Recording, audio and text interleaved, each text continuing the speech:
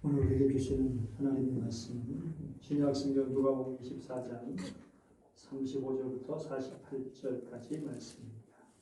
신약성경 140쪽 말씀.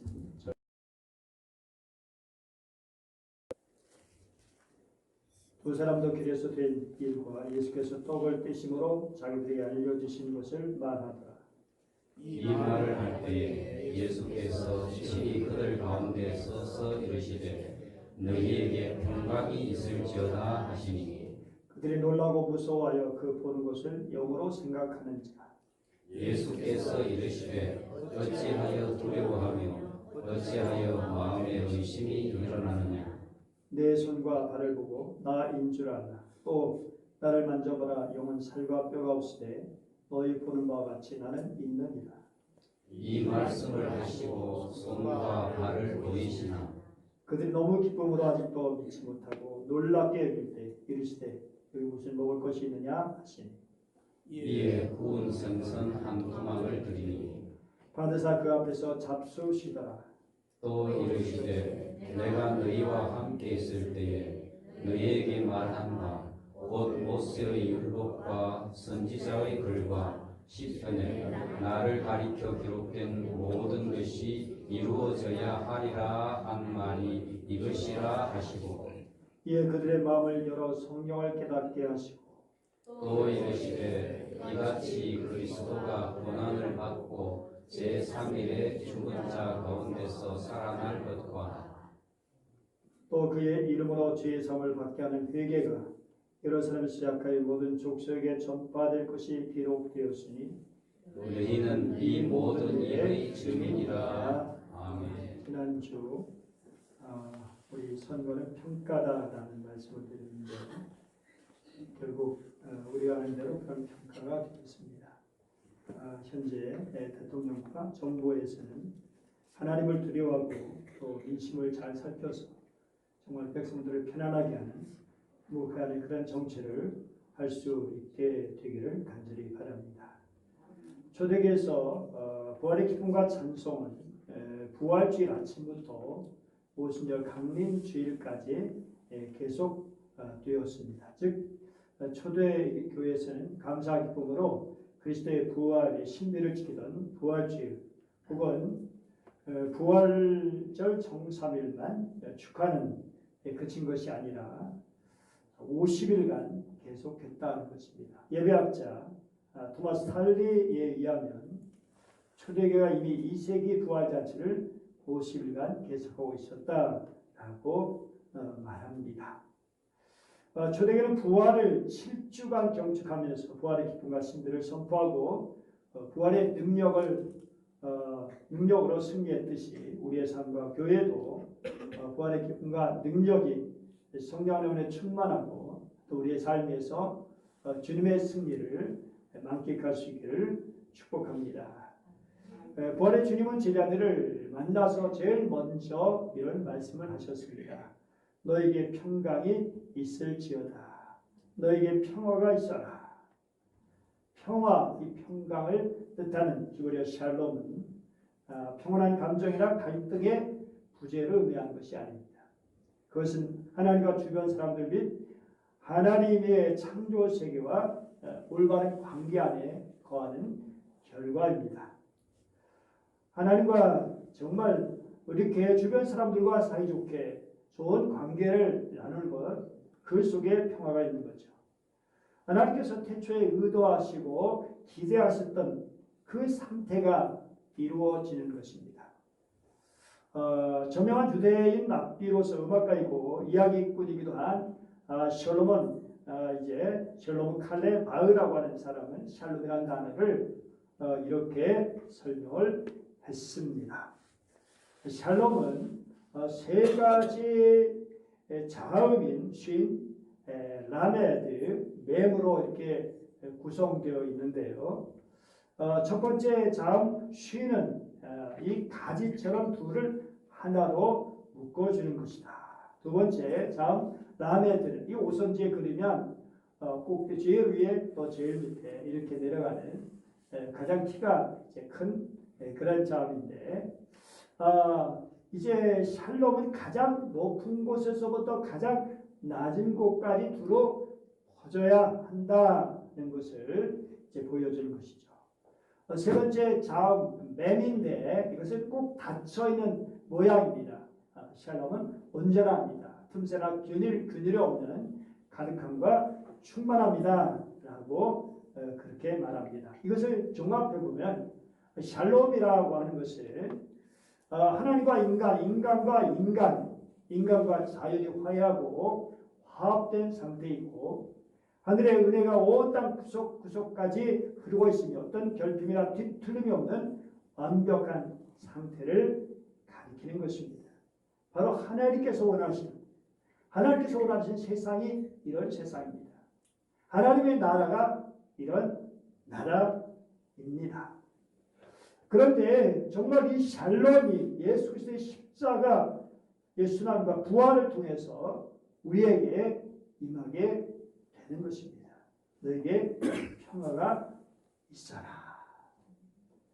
부활의 주님께서 이렇게 두려워 떨던 제자들에게 평화를 선포하셨습니다. 정말 저들은 의심도 있었고 두려움도 있었고 샬롬에 깨어진 상태죠. 샬롬을 잃어버린 상태죠. 그런데 그런 제자들에게 샬롬을 선물로 주신 거예요.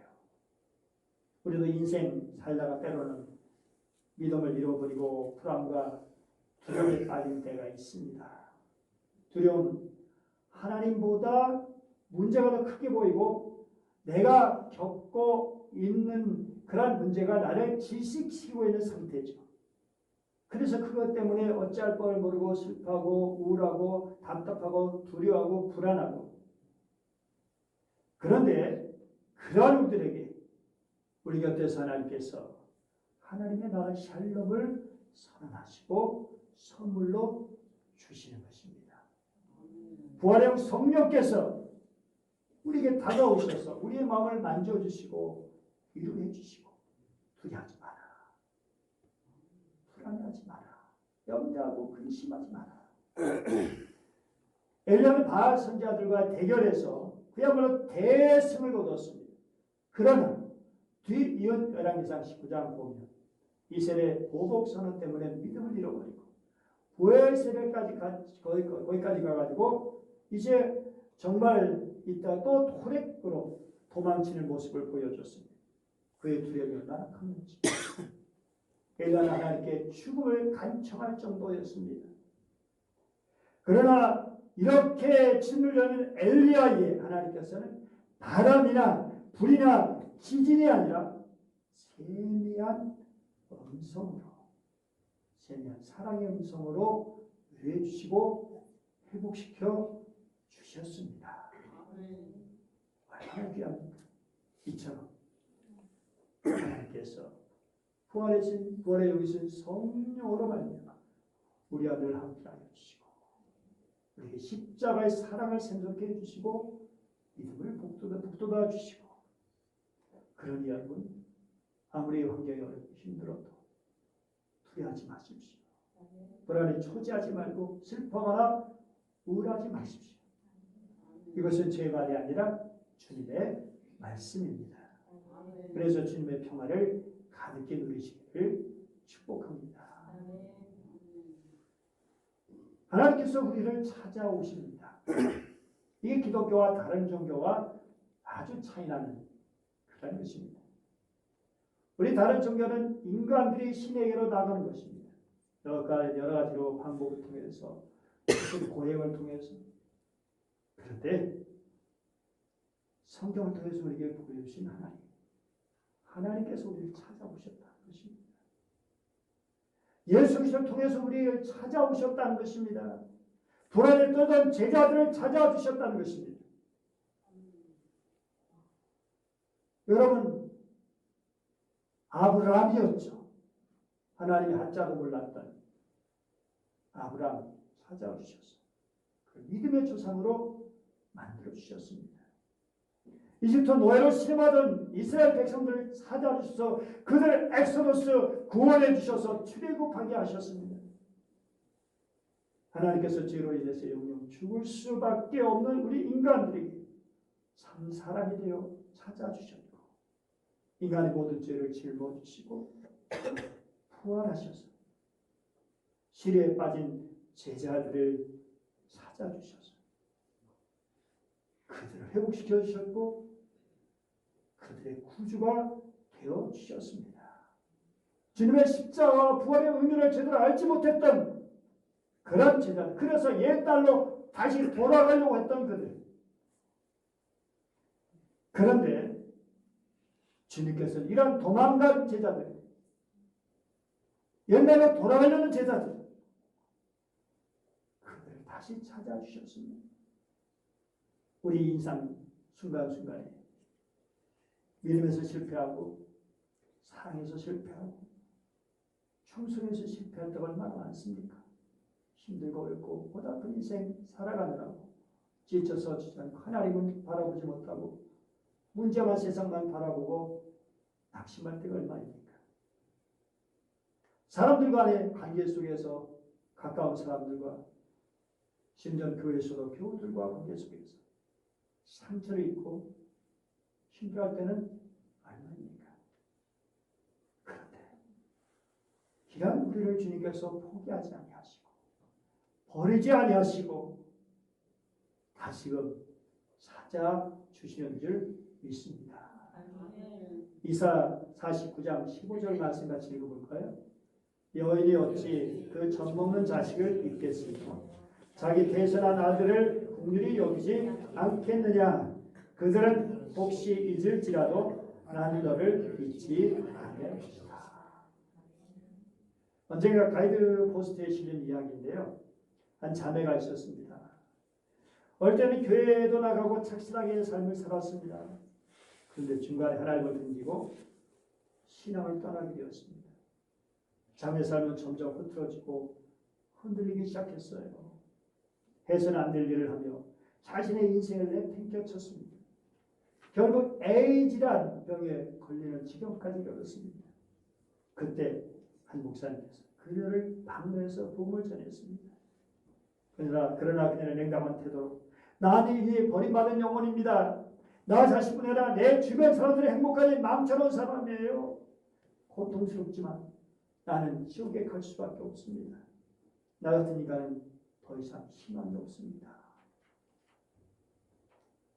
이 말을 듣던 목사가 그녀 옆에 있는 옷장에 아주 귀엽게 웃고 있는 여자의 사진이 붙어있는 것을 보았습니다. 물었죠. 저 아이는 누구인가요? 그래서 이 여인은 환하게 얼굴이 환해지면서 말했습니다. 아, 저 아이는 제 딸이에요. 제 삶에서 가장 소중한 보물입니다. 이어서 목사님 물었습니다. 만약 저 아이가 어둠에 빠진다. 당신을 도와줄 용의가 있습니까? 실수하고 못난 짓을 하고 그래서 큰 질병에 걸렸다면 용서하고 사랑하고 안아줄 수 있습니까? 물론입니다. 어떤 상황에 부딪히자도 놓지 않을 겁니다. 저 아이는 하나밖에 없는 사랑하는 제 딸이니까요. 그런데 그걸 왜 물어보시죠? 왜냐하면 하나님의 옷장에도 당신의 사진이 붙어있기 때문입니다. 하나님은 당신을 절대로 놓지 않으실 겁니다. 당신은 이 세상에 하나밖에 없는 하나님의 사랑하는 딸이기 때문이니까요. 이 말 끝에 그녀는 다시 하나님께로 돌아와서 새 삶을 살게 되었습니다. 우리가 아무리 믿음에서 떠나고 주님을 사랑하는 것에 실패할지라도 하나님 우리를 포기하지 않고 찾아오시는 분이심을 잊지 마시기 바랍니다. 끝까지 우리가 주님을 떠나면 어떻게 되는 것일까요? 두려운 일이죠. 그러나 주님은 버리지 않으신 걸 기억하십시오. 항상 우리를 찾으신 걸 기억하십시오. 46~8절에서 주님은 이렇게 말씀하시죠. 너희는 이 모든 일에 증인이라. 믿음에 실패한 제자들을 찾아오셔서 샬롬의 은혜를 회복시켜 주신 주님께서 이제 제자들을 부르셔서 증인으로 세상에 파송하신 겁니다. 여러분, 아직 그렇게 못난 제자들인데 어떻게 그럴 수 있어요? 그 중차라는 사명을 맡길 수 있단 말입니까? 기도할 수 있을까요? 여러분, 주님은 그래도 그 제자들을 믿어주셨습니다. 그래, 너희들 할 수 있어. 내가 힘을 줄 테니까. 내가 함께하니까.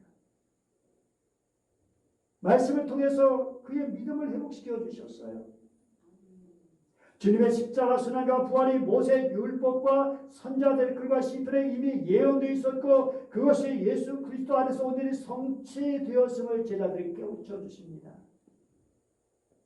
주님의 죽음과 부활을 통해서 하나님의 나라가 임했고 거기서 시작된 하나님의 나라는 회개를 통해 들어갈 수 있게 되었다라는 이 진리한 믿음에 이르도록 주님의 제자를 회복시켜 주시고 그리고 진리로 보내신 겁니다. 믿음을 회복하는 자리는 말씀의 자리입니다. 옛날 말씀과 기도는 분리되지 않았습니다. 오늘날 기도 많이 하는 분들 말씀에 따라서 기도만 많이 하면 되는 것일까요? 말씀을 붙들고 기도하는 게 중요하죠. 말씀 안에서 기도하는 게 중요하죠. 말씀이 기도를 이끌고 기도가 말씀 안에 역동하고 말씀과 기도의 자리에서 하나님께서는 우리의 믿음을 회복시켜 주십니다. 부활의 여기신 성령님은 심장에 하나님의 말씀을 깨닫는 내적인 조명 밝혀주시는 거죠. 조명 빛을 비춰주는 거죠. 우리 마음을 밝혀주셔서 빛을 비춰주셔서 말씀을 깨우쳐 주시고요. 이 성령님의 역사 때문에 우리는 주님에 대한 믿음을 공고히 할 수 있는 겁니다. 그런데 하나님께서 우리의 믿음을 회복해 주시는 이유는 하나님의 은혜가 우리를 통해서 증거되기를 원하시기 때문입니다. 하나님께서 내게 주신 은혜가 내 안에만 머무르지 않고 가정과 교회, 세상으로 흘러가기를 원하시는 거죠. 그것이 바로 증인의 삶입니다. 증인의 삶이죠. 증인은 자기가 보고 듣고 경험한 것을 그대로 증명하는 사람, 어떤 사실을 증명하는 사람, 증언하는 사람이죠. 보증하는 사람이죠. 여러분 증인을 함부로 세우니까 재판에서 저렇게 제대로 나를 변호해주지 나에게 대해서 제대로 얘기해주지 않은 사람을 증인으로 세울까요? 아닙니다. 확실한 사람. 나에게 도움이 될 사람을 증인으로 세우는 겁니다.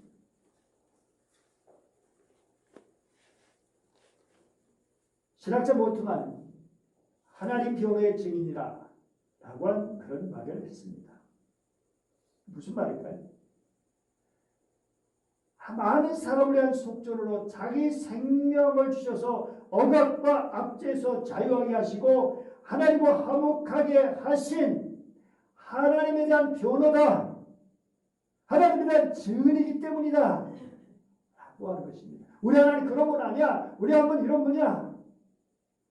사실 하나님 무슨 변호할 게 있겠어요.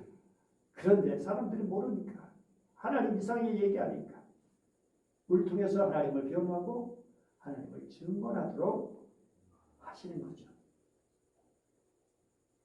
그래서 크리스찬으로 산다는 것은 증인으로 산다는 말과 같기도 합니다. 사도행전 5장 32절에서 뭐라고 말해서 사도 베드로 우리는 이 일의 증인이다 라고 말했습니다. 성령도 그렇다. 한번 해보시죠. 우리는 이 일의 증인이다. 성령도 그러시다. 그렇습니다. 고린도서 1장 24절 뭐라고요? 오직 너의 기쁨을 돕는 자가 되려 하느니. 그렇습니다. 증인은 사람들을 자유롭게 하고 사람들이 기쁨을 얻도록 돕는 삶을 사는 사람이에요. 예수를 믿어서 기뻐할 수 있도록, 예수 믿다가 망하고 예수 믿어서 정말 그렇게 못되고 그런 거는 전할 필요 없어요. 그러나 예수 믿어서 물론 예수 믿어서 망하는 경우 있습니다. 그러나 그것은 진짜 망하는 게 아니죠. 그 망함 속에 새로운 소망 있고 희망, 하나님의 주시는 놀라운 능력이 있는 것이죠. 기쁨을 돕는 자다. 얼마나 귀한 말입니다. 사도행전 4장 30절 31절 두 번째로 성령님 임하시는 이야기가 나오고요. 그리고 이제 그 뒤에 말씀 보면 믿는 무리가 한 마음과 한 뜻이 되어 모두 물건을 서로 통용하고 자기 재물을 조금이라도 자기 것이라는 이가 하나도 없더라.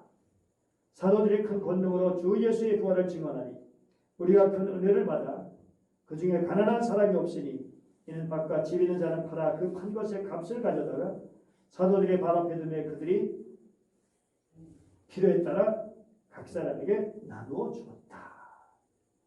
얼마나 귀한 일입니까? 사도들은 부활을 증거하고 은혜 받은 사람들은 자신들의 밭과 집을 팔아 가난한 사람들을 위해서 헌금하고 그래서 가난한 빚자란 사람이 없었다. 초대기 너무나 아름다운 공동체죠. 병원에 갈 돈이 없어요. 그래 걱정하지 마세요. 우리가 다 드리겠습니다. 모아드리겠습니다. 헌금해가지고 그게 갈 수 있게 하고 요즘 뭐 병원에 옛날에 갈 필요 없고 그냥 성령님으로 치유했겠지만 나 공부해야 되는데 우리 아이 공부하는데 등록금이 없어요. 정말 우리 성도들이 함께 모아서 또 이렇게 공부할 수 있도록 해줘. 그런데 이 예의 대표적인 사람이 누구냐? 바나바입니다. 바나바. 성령께 주신 감동들을 자기 밭을 팔아 그 값을 사도들의 발 앞에 노으로 하나님께 드렸습니다. 물론 이 사도들만한테 조용히 되어진 일인데 어찌된 영물인지 이게 그들이 알게 됐어요. 그래서 더욱 존경을 받게 됐죠. 이걸 불화한 사람이 있었으니 아나니아 삽비라 부부연 이들도 자기 소유를 팔아서 바쳤는데 문제는 얼마를 감추어 사도들 앞에 다 내는 것처럼 했다는 것입니다. 거짓된 헌신, 순수한 교회에 거짓을 신고 말았습니다. 성령님의 배를 통해 그들을 꾸짖습니다. 어찌하여 성령을 속이고 땅값을 감추었느냐. 이렇게 천만한 이유, 순수한 교회를 오염시키는 일이 되었기 때문이죠. 아나니아는 이 말을 듣고 그 자리에서 쓰러져 숨졌습니다.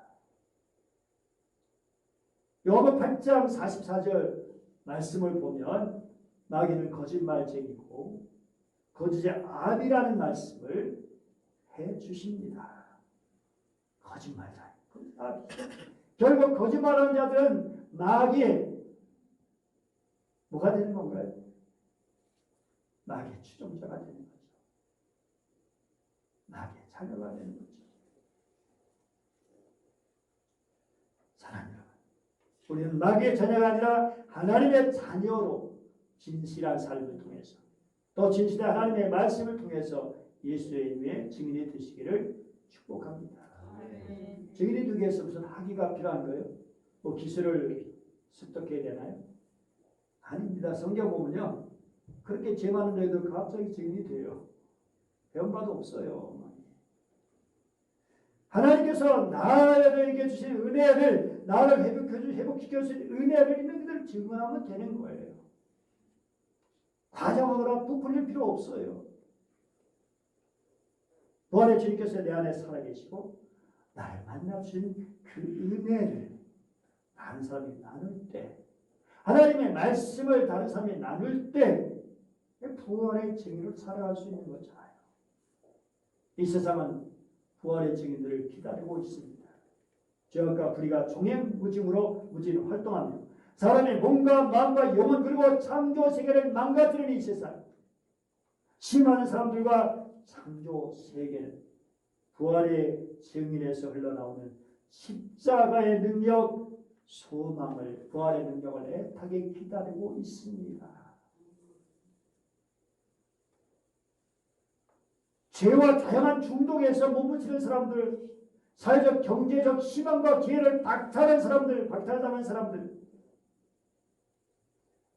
사랑하는 자식의 죽음의 원인을 10년째 알지 못해 원통하는 부모들, 사회적 참사의 희생자들, 회사 이익을 극대화하기 위해서 보호하지 못하는 노동 환경에서 목숨을 잃는 사람들, 주술과 탐욕, 냉전 이데올로기 속에 사로잡혀 망가져가는 조국, 전쟁과 독재, 기후재해로 고통 중에 있는 우크라이나, 러시아, 미얀마, 칠레, 가자죠.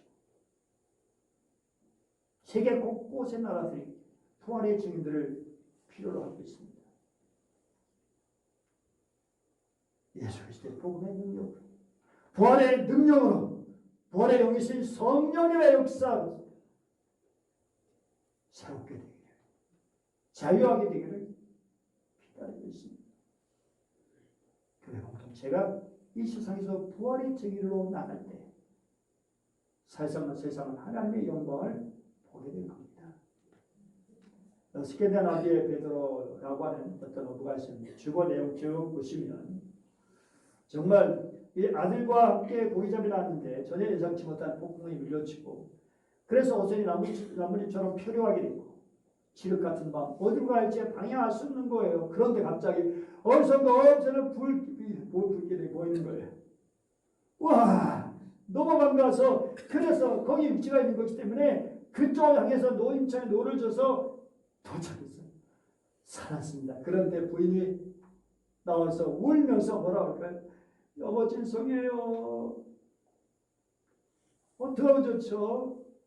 제 실수로 우리 집에 불이 나서 세간을 몽땅 태웠어요. 그때 이 남편이 뭐라 할까요? 여보, 뛰어나면서 여보 걱정하지 마시오. 고맙소. 당신의 실수 때문에 나와 아들이 목숨을 구했어. 불쾌등이 없었으면 우리 모두 침몰했을 거예요. 집에 불을 내줘서 고마워요. 집에 불 내놓고 고맙다고 인사들을 사랑해요. 예수께서 자신의 십자가를 내어주시고 온 세상을 위한 구원의 제물에 되어주셨습니다. 그 죽음으로 끝나지 않고 부활로 이어졌습니다. 그리고 그 주님의 부활은 죄가 지배하는 어둠의 세상에 생명의 신호탄 구원의 불기둥이 되었습니다. 예수님은 실수로 죽으신 것이 아닙니다. 스스로 차분하게 그 길을 걸어가셨죠. 이러한 부활의 주님이 우리를 찾아오셔서 우리를 회복시켜 주시고 우리 부활의 정인으로 살게 하십니다. 아멘.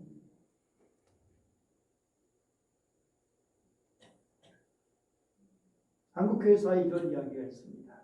광해도 신천에는 지금 장계교회에 오명신 집사라는 분이 있었는데 예수 믿고 교회 다니는 이후로 남편에게 매질을 수없이 맞고 옛날 그런 일이 많았죠. 여러분 집에서 쫓겨나고 성경 찬송도 불태워졌고 근데 오 집사는 그 남편의 영혼을 구원을 해석해서 눈물로 기도했습니다. 어느 날 술 취한 제 집에 들어온 남편이 부흥에 참석하게 간 아내를 찾으러 교회에 왔습니다. 어두컴컴한 예배당 안에 옛날에 뭐 전등 있는 것도 아니고 자기 아내라고 생각하는 여자의 머리채를 잡고 밖으로 나와 막 두들겨 팼습니다.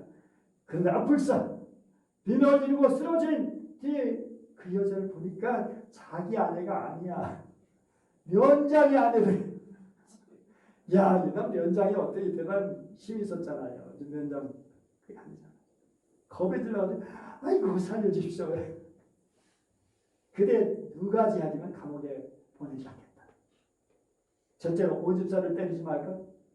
둘째로 교회에 나올 것 같아. 그렇게 하겠습니다. 그날부터 예수 믿고 교회 나가게 됐고 부인을 핍박하던 그 사람이 교회 집사가 됐습니다. 오집사의 기도가 응답되어 면장 부인이 내맞음으로 남편이 구원받게 되었어요. 이런 경우도 있네요. 살아있는 전도는 영원 구원한 일입니다. 영원 사람의 마음. 마귀는 전도를 가장 싫어하죠. 자기의 자녀를 빼앗기는 일이기 때문에. 자기 영역이 좁아지는 것이기 때문에. 우리는 말씀을 따라서 살아난 영혼을 구하는 일, 이 일을 기억하면서 기쁨으로 나에게 맡겨주신 것에 감사하면서 귀한 삶을 잘 기도하며 감당하는 저 여러분 모두 되시기를 축복합니다. 기도하겠습니다. 은혜로우신 하나님 아버지 감사드립니다. 성령님 저희를 도와주옵소서. 영혼을 사람 마음 주시고 복을 전할 수 있도록 도와주옵소서. 뜨거운 마음을 주시옵소서. 간절한 마음을 주시옵소서. 사모하는 영혼 주시옵소서. 하나님 아버지 우리를 믿어주시니 감사합니다. 맡겨주시니 감사합니다. 그 은혜를 깨닫고 기쁨으로 감당하여 보호하는 사람도 함께 기쁨을 얻게 하시고 구원은 놀라운 역사가 있게 하여 주옵소서. 감사드리며 주 예수님의 이름으로 기도드립니다.